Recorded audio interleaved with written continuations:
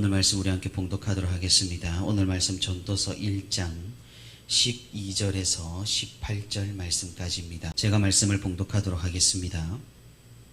나 전도자는 예루살렘에서 이스라엘 왕이 되어 마음을 다하며 지혜를 써서 하늘 아래에서 행하는 모든 일을 연구하며 살핀즉 이는 괴로운 것이니 하나님이 인생들에게 주사 수고하게 하신 것이라. 내가 해 아래에서 행하는 모든 일을 보았노라. 보라, 모두 다 헛되어 바람을 잡으려는 것이로다. 구부러진 것도 곱게 할 수 없고 모자란 것도 셀 수 없도다. 내가 내 마음속으로 말하여 이르기를 보라, 내가 크게 되고 지혜를 더 많이 얻었으므로 나보다 먼저 예루살렘에 있던 모든 사람들보다 낫다 하였나니 내 마음이 지혜와 지식을 많이 만나 보았음이로다. 내가 다시 지혜를 알고자 하며 미친 것들과 미련한 것들을 알고자 하여 마음을 썼으나 이것도 바람을 잡으려는 것인 줄을 깨달았도다. 지혜가 많으면 번뇌도 많으니 지식을 더하는 자는 근심을 더하느니라. 아멘. 오늘도 이렇게 하나님과 동행하기 위해 새벽 기도의 자리에 나온 우리 모든 성도 여러분 진심으로 환영하고 또 축복합니다. 오늘도 우리 함께 말씀을 듣는 가운데 또 말씀을 붙들고 기도하는 가운데 하나님의 크신 은혜와 위로가 풍성히 있기를 주님의 이름으로 축복하고 소망합니다. 인간은 만물의 영장이라는 그런 말이 있습니다. 이 말이 원래 어디에서 나오는 말인 줄을 혹시 아시나요? 우리가 그냥 세상 사람들이 하는 말인 줄 알고 있는 경우가 있지만 사실은 성경에서 나온 말입니다. 하나님께서 천지를 창조하시고 또 하나님의 대리인 청지기로서 인간을 창조하셨습니다. 그래서 첫 인류 아담에게 맡기신 사명을 보면은 우리는 이런 사실들을 잘 알 수가 있는 것입니다. 인간은 하나님께서 만드신 이 창조 세계를 잘 보살피고 유지하고 아름답게 하도록 하나님께로부터 소명을 받은 존재라는 것이죠. 그래서 아담은 에덴 동산을 다스리면서 모든 것을 균형 있고 질서 있게 만들었습니다.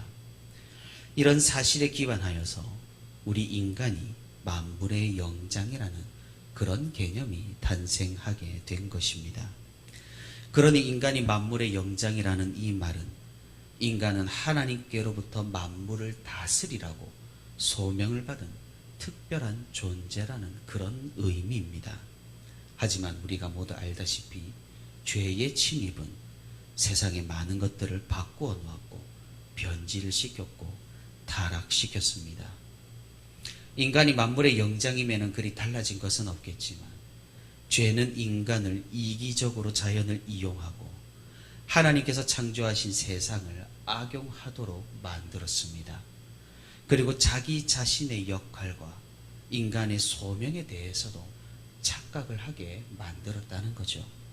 결국 인간은 자기 욕심과 욕망에 따라서 자연을 파괴를 하고 혼란스럽게 했으며 이 세상의 균형과 질서가 아닌 착취와 폭력을 휘둘렀던 겁니다. 당연히 자연도 당하고서 가만히 있지 않았습니다. 인간에게 죄가 들어옴으로써 자연에게도 죄가 들어오게 됩니다. 성경은 이 점을 분명히 하고 있다는 사실입니다. 죄는 세상의 법칙을 완전히 바꾸어 놓았습니다. 하나님의 평화롭고 공존하는 법칙에서 적자생존, 약육강식의 법칙으로 말입니다.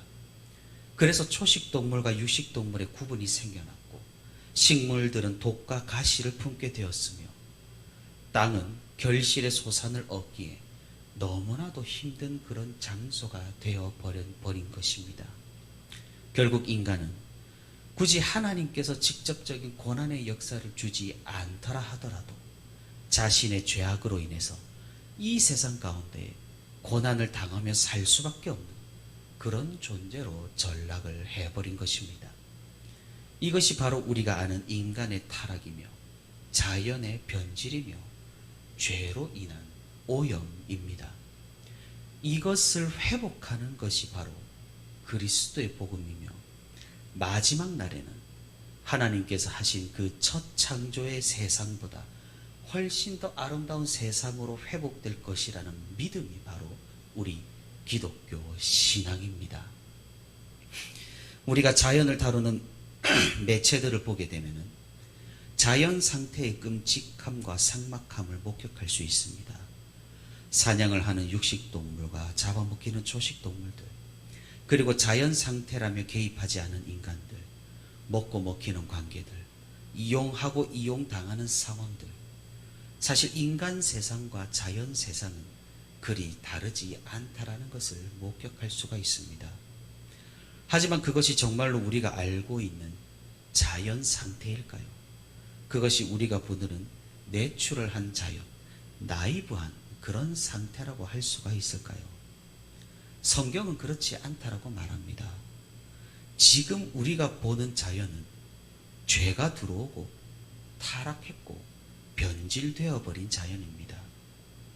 본래 하나님께서 창조하신 자연은 사자와 어린아이가 뛰어놀고 독사굴에 선을 넣어도 물리지 않으며 이기적인 법칙들이 완전히 사라진 하늘나라가 본래 자연이라고 말씀하고 있는 겁니다. 우리는 어제 이 세상 가운데서 살아가는 우리 인생의 허무함에 대해서 살펴보았습니다. 아울러 허무한 인생이지만 이것도 하나님께서 허락하신 선물이며 우리는 이 인생을 공허와 허무가 아니라 하나님 안에서 기쁨과 즐거움으로 즐길 수 있다는 사실도 알아보았습니다. 전도자는 전도서를 통해서 이제는 이 허무한 인생 가운데서 인간의 부질없는 노력과 애씀을 지적하고 있습니다. 그것의 첫 번째로 전도자가 가장 자신 있어 하는 분야인 인간의 지식과 지혜의 부질 없음입니다. 앞서 말씀드렸듯이 인간은 만물의 영장이라고 합니다. 이것은 본래 성경적인 의미에서 등장을 했다고 말씀을 드렸습니다. 하지만 이제는 이 성경의 의미를 완전히 빼버린 채 인본주의적으로 인간 중심적으로 이 만물의 영장이라는 의미를 다시금 정의합니다. 다시 말해 세상이 말하는 만물의 영장은 이 지식과 지혜로 만물의 이치를 깨닫는 곳까지 나아갈 수가 있고 인간은 못 해낼 것이 없다라는 굉장히 낙천주의, 낭만주의, 낙관주의입니다. 세계대전이 일어나기 전까지 이런 의식은 굉장히 전 세계적으로 팽배해져 있었습니다.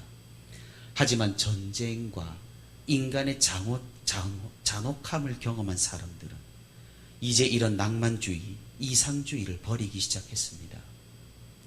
더불어 인간은 만물의 영장이라는 이런 안일한 생각도 사람들은 버리기 시작했습니다. 그래서 전도서 도입에서 우리가 함께 살펴본 회의주의, 염세주의 사상과 철학이 이때부터 등장을 했고 인간을 무조건 우호적으로 보는 사상들도 비판을 받기 시작했던 것이죠. 그래서 인간은 원래 이기적이고 욕심이 많으며 쾌락을 추구하다 결국 끝없이 추락하는 그런 부질없는 존재라고 주장하는 솔직한 사상가들도 등장하기 시작했습니다. 조금 더 사상의 역사를 살펴보자면 이제 인간은 자신을 돌아보기 시작했습니다. 타락한 존재로, 일그러진 존재로 자신을 인식하기 시작했습니다. 그렇다면 성경적인 인간관으로 돌아오게 된 것일까요? 절대 그렇지 않습니다. 인간의 교만을 우습게 보면 안 될 말입니다. 무슨 말입니까?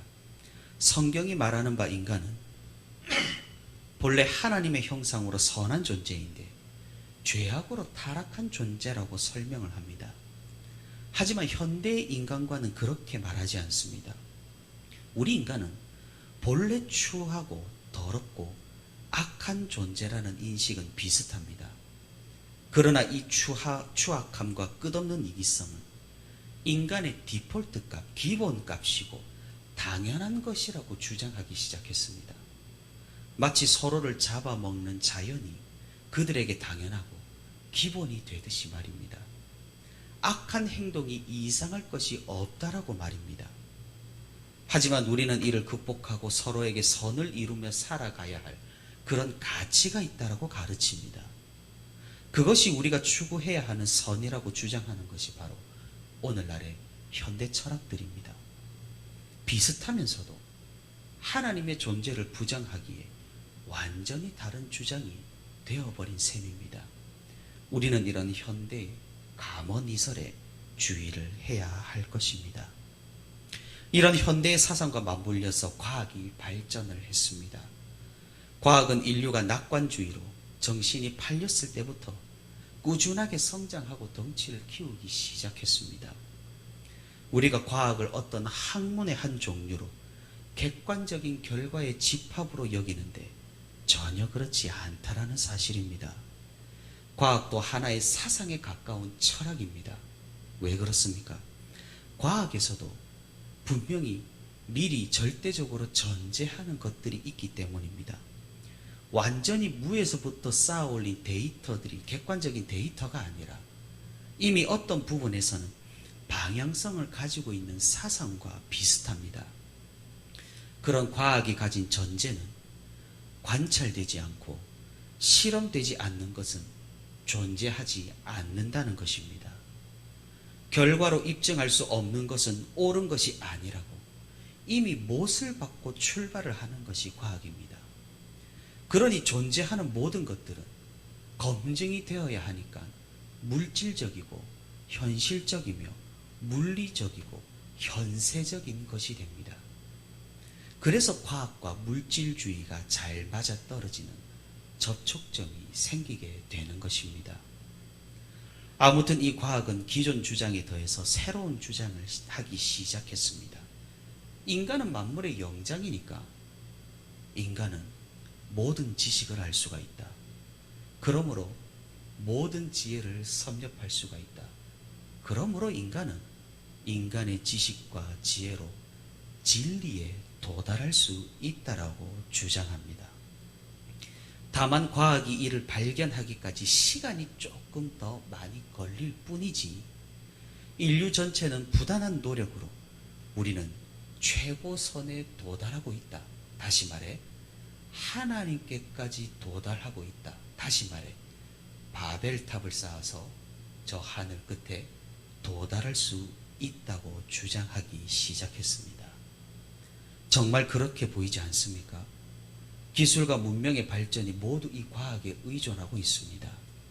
우리의 일상의 삶조차 과학 이론들이 지배하고 있고 우리가 가볍게 생각 없이 쓰는 이 핸드폰조차 현대과학의 엄청난 이론과 기술이 집대성되어 있다는 것이죠.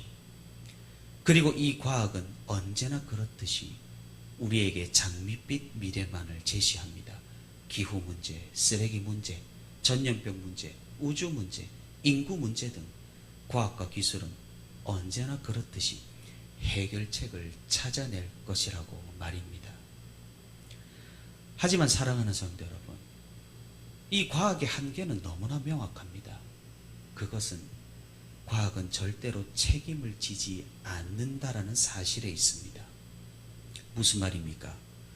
처음 과학 이론이 정립이 되면 그것은 모든 상황에 적용하는 절대적인 진리일까요? 하나의 과학 이론이 인정을 받게 되면 그것은 다른 반론이 없는 절대적인 사실이 되는 것일까요? 전혀 그렇지가 않습니다. 그 대단한 시간에 대한 뉴턴의 이론도 아인슈타인의 상대성 이론에 처참히 깨져버렸습니다. 그리고 전자의 위치에 대한 아인슈타인의 이론도 양자물리학에 의해서 무참히 깨어지고 우리는 현재 그 양자물리학의 이론의 기초 위에서 살아가고 있는 중입니다. 그렇다면 이전의 과학 이론을 믿고 살아간 사람들, 그 잘못된 이론이 진짜라고 믿고 살아간 사람들에 대해서 누가 책임을 지는 걸까요? 과학은 이렇게 말합니다. 하나님은 관찰되지 않고 실험할 수 없고 결론으로 도출할 수가 없으니 없는 셈치고 연구하는 것이라고 말입니다. 진화론도 마찬가지입니다. 다윈이 처음 발표했던 초창기 진화론과 지금 진화론 과학자들이 말하는 현대의 진화론은 완전히 다른 이론입니다. 현대 진화론자들이 오히려 앞장서서 다윈의 진화론을 반박하고 새로운 이론들을 제시하는 그런 실정입니다. 오히려 기독교인들보다 더하게 말입니다. 그렇다면 앞서서 어떤 신앙인이 이 다윈의 진화론을 읽고 인간의 최초 상태에 대해서 의문을 품고 신앙을 버리고 죽었다고 생각을 해봅시다. 그럼 이에 대해서 대체 누가 책임을 져야 하는 걸까요? 그 거짓된 이론을 믿은 자신일까요?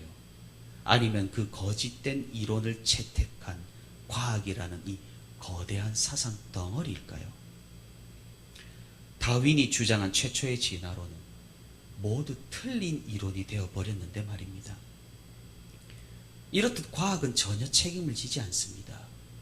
수없이 자신의 얼굴을 바꾸고 마치 절대적 지식과 진리를 향해 가는 것 같지만 그 과정 가운데 수많은 희생을 요구하고 있다는 사실입니다. 그러니 지금 현재의 과학 이론을 맹신하는 것은 어리석은 일이고 과학이 전제하는 것으로 우리 신앙을 판단하는 것은 정말로 말이 되지 않는 일인 것입니다. 사랑하는 성도 여러분, 반면에 우리 성경은 어떻습니까? 절대 모습을 바꾸질 않습니다. 과학이 이랬다 저랬다, 인간 사상이 이랬다 저랬다, 온갖 혼돈과 난리 가운데 있었을 때도 성경은 언제나 그 자리에 있었습니다. 하나님께서 계시하신 말씀으로, 그 진리로 이 성경은 항상 그 절대성을 지키고 있었다라는 사실입니다. 인류 역사상 우리가 가장 믿을 만한 책이 있다면 무엇일까요? 인문학일까요? 과학일까요? 아니면 정확한 수학일까요? 세상을 잘 설명해주는 물리학일까요? 아니면 노벨 문학상을 받은 문학인가요? 모두 아닙니다. 모든 것은 바뀌고 모든 것은 변합니다. 하지만 성경은 인류의 역사 가운데 단 한 번도 변한 적이 없습니다.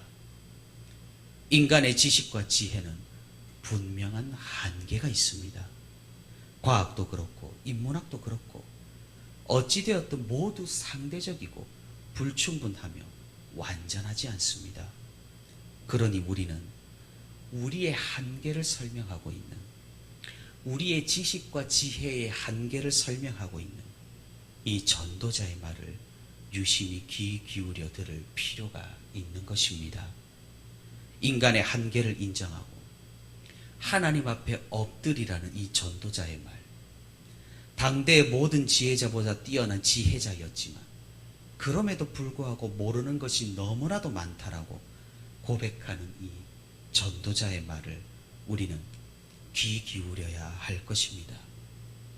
사랑하는 성도 여러분, 이 세상이 제시하는 달콤한 그 감언 이설에 속지 않기를 바랍니다. 그리고 비록 이해하기 힘들고 지켜내기 어렵고 또한 무언가 비과학적이라고 비난받는 이 성경을 우리가 믿음으로 가장 소중하게 여길 수 있기를 바랍니다. 변하지 않은 이 진리를 우리가 진심으로 믿고 따를 수 있기를 바랍니다.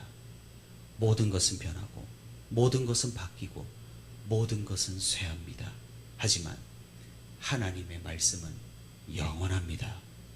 오늘도 이 영원하신 말씀 가운데 하나님께서 주신 계시에 대한 믿음을 더욱 굳건히 하며 오늘 하루를 말씀과 가까이 살아가는 저와 우리 부천시민교회 모든 성도가 되기를 주님의 이름으로 소망합니다.